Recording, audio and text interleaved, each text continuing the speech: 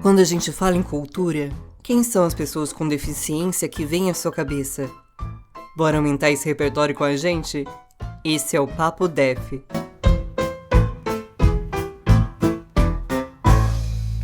Olá, sejam todos bem-vindos ao Papo Def. Eu sou Isadora Ifanje, eu sou narradora e entrevistadora desse podcast que faz parte do projeto de Direitos Culturais das Pessoas com Deficiência de Campinas, contemplado pelo Programa de Ação Cultural, o PROAC, da Secretaria de Cultura, Economia e Indústrias Criativas do Estado de São Paulo. Esse já é o nosso terceiro episódio, então se você que está ouvindo ainda não ouviu os anteriores, depois corre para ouvir que tá imperdível, muita gente legal. Enfim, eu que vos falo sou uma pessoa branca com deficiência física, eu tenho uma diferença de comprimento entre uma perna e outra, eu tenho 26 anos, cabelos longos, castanhos e cacheados, tenho um piercing entre os olhos e no septo e eu tô vestindo um macacão de alças finas preto. E a gente tá numa sala de paredes brancas com alguns móveis de madeira, um piano e vários CDs físicos, um rádio e alguns quadros nas paredes também. Eu tô com um notebook aqui na minha frente e na sala a gente também tem a Maíra, nas captações de imagem, a Paula, que também é coordenadora do projeto, e a Fernanda, que também é participante do mapeamento e logo menos será a nossa entrevistada no quarto episódio. Na minha frente está Kátia Fonseca, que além de entrevistada, também é nossa anfitriã de hoje. Estamos nos recebendo aqui na sua casa. Muito obrigada por aceitar participar desse processo com a gente também e receber a gente na sua casa para gravar. E eu vou pedir que, por favor, você se apresente, quem é Kátia, e se autodescreva também para a gente te conhecer. Legal, então eu sou a Kátia, recebendo as meninas aqui com muito prazer, muito contente de estar fazendo parte desse projeto super importante. Eu tenho 67 anos, eu tenho nanismo, eu nasci com uma deficiência física congênita que provocou a deformação óssea das minhas pernas e dos meus braços. Essa deficiência chama displasia diastrófica e a característica é o nanismo, mais conhecido como anão, e que a gente, politicamente corretos, fala pessoa com nanismo. Eu sou militante e ativista na defesa dos direitos das pessoas com deficiência e sou artista, sou filha de artista, minha mãe era musicista, eu aprendi música, aprendi a tocar piano, na adolescência eu fui fazer teatro e não parei mais, e sou formada em jornalismo, trabalhei como jornalista durante 30 anos, em Campinas, no jornal Correio Popular, e sempre levando a arte paralela, sempre com a arte junto. Antes de fazer jornalismo, eu fiz um curso de teatro com Antunes Filho, no CPT, o Centro de Pesquisa Teatral do Sesc Consolação, em São Paulo. O Antunes é um nome muito importante, um dos maiores nomes do teatro brasileiro. Eu tive a honra de trabalhar com ele durante 9 meses. Não cheguei a fazer montagem, encenação teatral, mas aprendi muito. Depois eu fiz um curso de teatro em Lugano, na Suíça, no Teatro dell'Eruditi, que é o teatro de raiz, né? A tradução é teatro de raiz. É uma experiência muito interessante também. Eles fazem todo ano, em julho, uma oficina de 15 dias para atores e atrizes do mundo todo. Quem é da América Latina paga mais barato, que eu achei maravilhoso. Incrível, depois E eu passei, e era um curso para artistas não necessariamente com deficiência. Aliás, eu fui a primeira pessoa com deficiência que me atrevi a fazer o curso. Foi bárbaro, eles aprenderam muito comigo, eu aprendi muito com eles. E de vez em quando eu faço cursos avulsos, fiz um curso com o Cacá Carvalho também, no Sesc aqui de Campinas. Estou sempre procurando me atualizar. E eu participei de várias peças de teatro. Na adolescência e juventude eu fazia direção teatral, assistente de direção, comecei como assistente, depois passei a ser diretora. Depois que eu fiz o curso com o Antunes, eu atuei em algumas peças. Atuei num teleteatro na TV Cultura, chamado A Mão Parda, na década de 80 do século passado, 1983, 84. Eu fui trabalhar com Antunes em 83, em São Paulo. Eu nasci em Santos, não sei se eu já falei, eu nasci em Santos e fiz faculdade em Santos, fui trabalhar em São Paulo com Antônio Filho e em 1991 eu vim para Campinas para trabalhar como jornalista. E trabalhei sempre muito na área cultural, comecei como repórter da área de cultura, que é a minha praia, mas depois dentro do jornal eu passei por várias editorias, até polícia, saúde, cotidiano, escrevi de tudo. E uma experiência muito rica. Hoje eu estou mais sossegada, estou aposentada e estou tentando me dedicar um pouco mais à arte, que eu tive que deixar um pouco de lado enquanto eu precisava me sustentar. Agora eu estou aposentada, não ganho muito, mas dá para viver. Então eu resolvi agora embarcar mais fortemente na arte enquanto eu estou viva. Incrível, né? Porque já faz de tudo já no âmbito teatral e no âmbito jornalístico também. E aí eu queria... Você falou, né, que você levava as duas coisas ao mesmo tempo, né? O jornalismo e a cultura, assim.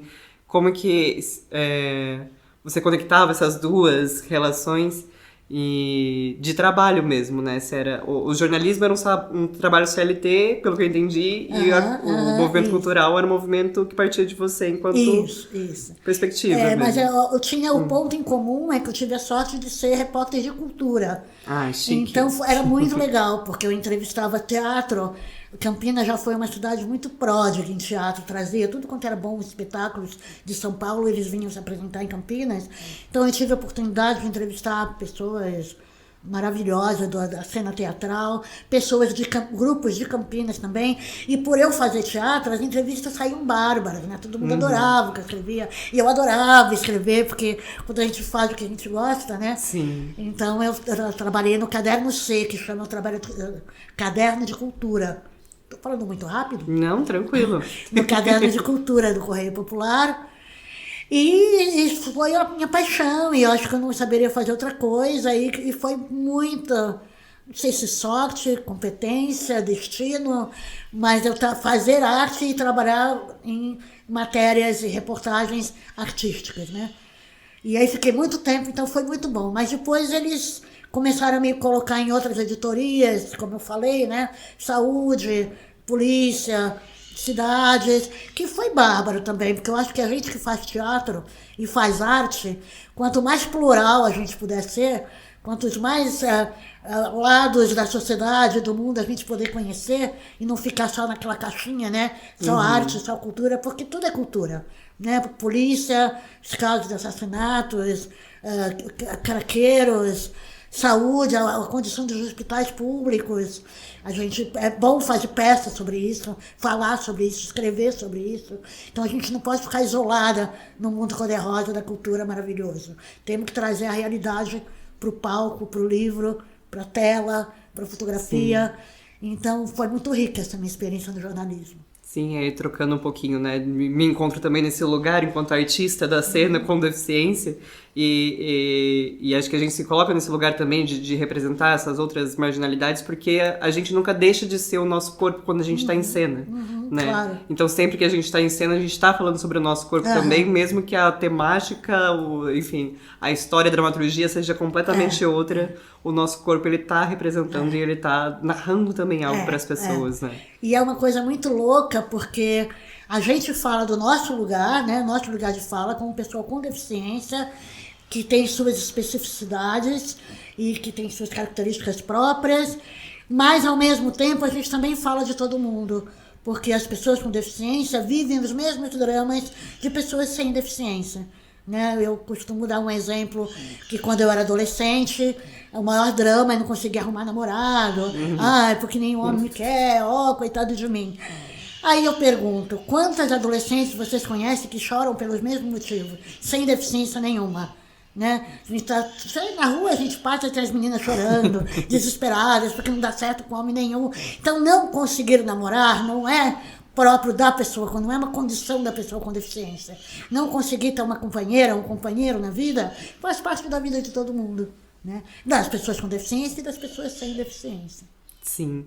E aí, pensando... vou trazer uma informação de backstage aqui, de trás das cenas, dos áudios, no caso, que a gente chegou aqui na casa da Kátia, ela mostrou pra gente um espaço incrível, de quase um memorial, não sei, um museu, de um artista que você trouxe que é uma referência pra você. E eu não conhecia, e acho que nessa função também de compartilhar um pouco referências de artistas, eu queria que você pudesse trazer um pouquinho dele também pra gente conhecer, porque eu achei incrível, né? Que é um espetáculo que você faz também nessa representação. Eu fiz um espetáculo, aliás, partiu depois de uma disciplina que eu fiz na Unicamp de arte e deficiência. Não sei se você conhece a professora Lúcia Haley, eu acho. Ela é arte terapeuta. E aí, como trabalho de classe de final de ano, eles pediram pra gente produzir algum material de algum artista com deficiência. E foi aí o meu primeiro encontro com o Toulouse-Lautrec, que é um pintor francês do século XIX, do final do século XIX, 1890, mais ou menos, ele morreu. Final do século XIX, última década do século XIX. Ele era de uma família nobre francês. Os pais eram nobres, era duque, duquesa, e eram donos de vinícolas. Então eles tinham em Albi, uma cidade francesa, a cidade toda eram vinícolas, muito ricos, e ele nasceu com uma deficiência, que é conhecida como ossos de cristal. Os ossos muito frágeis, então ele quebra, qualquer coisa quebra. Então ele viveu mais quebrado e engessado do que a vida normal. Ele passou a infância, a adolescência toda numa cama, e por isso ele não cresceu.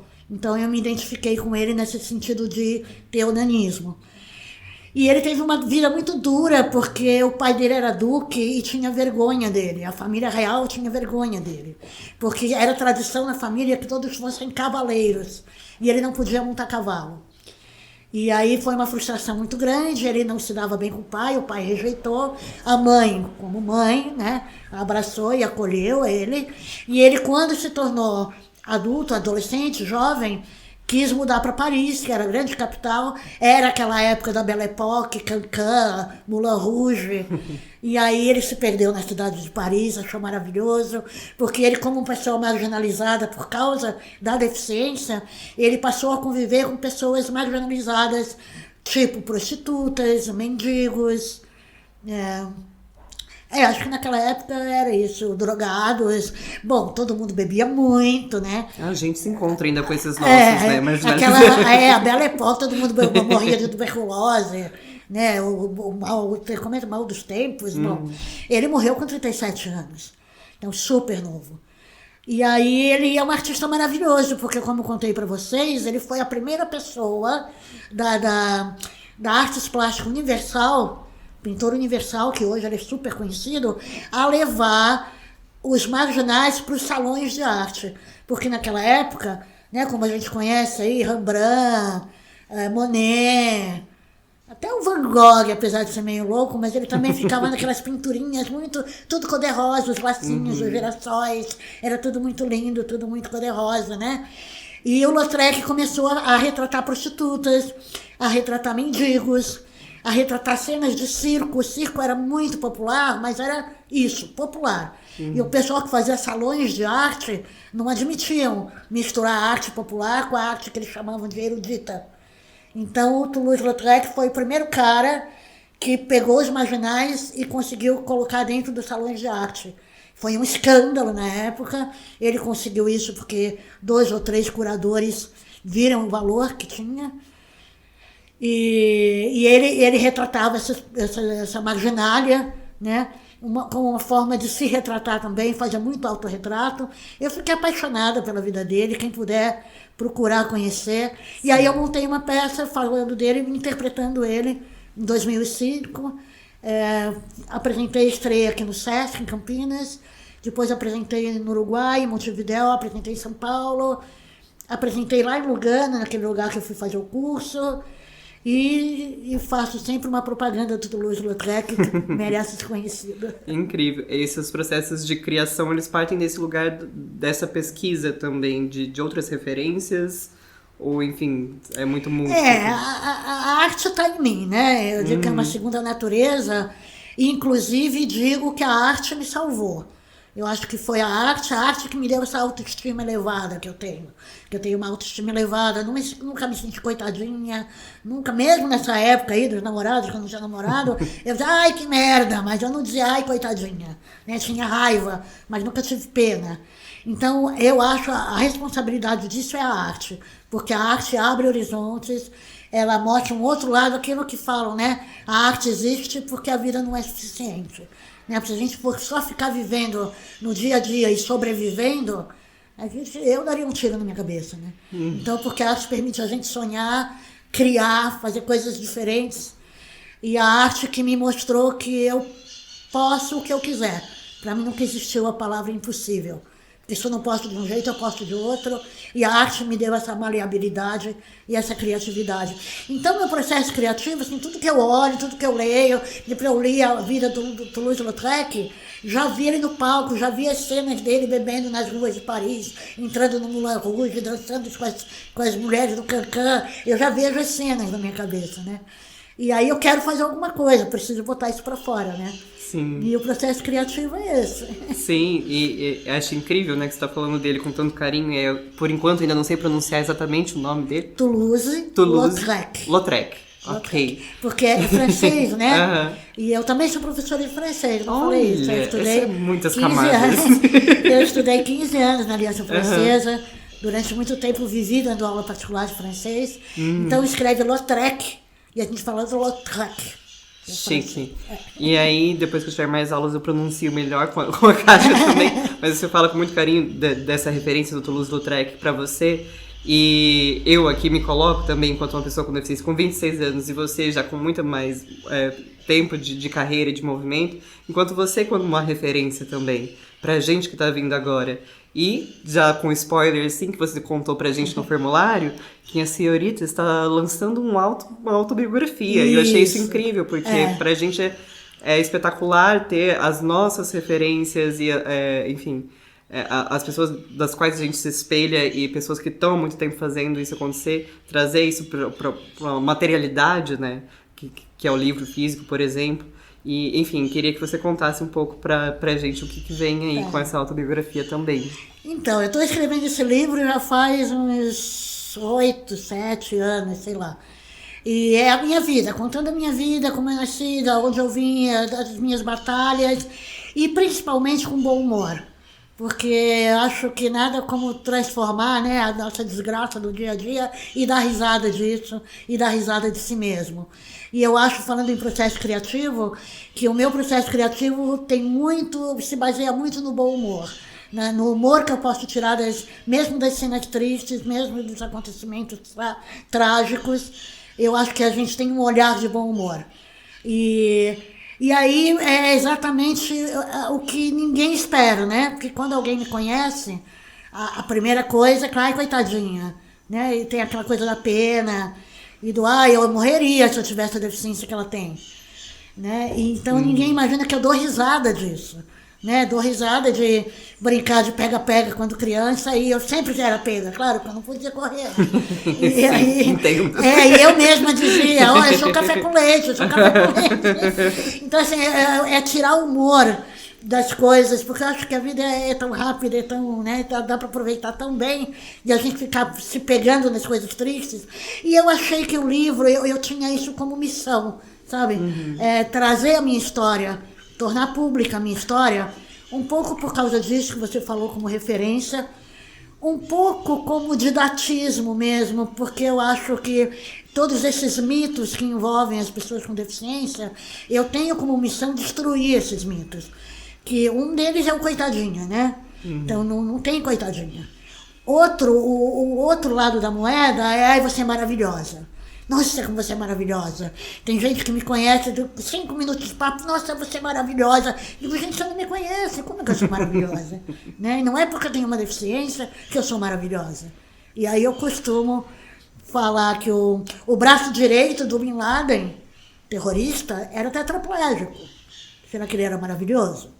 Andava com uma metralhadora no colo, na cadeira de roda, e matava sem dó nem piedade. Porque não é porque é deficiente que é bonzinho. Né? Então, eu quero quebrar esses mitos.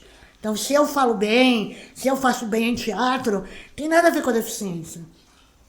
Claro que muita gente com deficiência não consegue, porque é mais massacrado, porque é mais penalizado.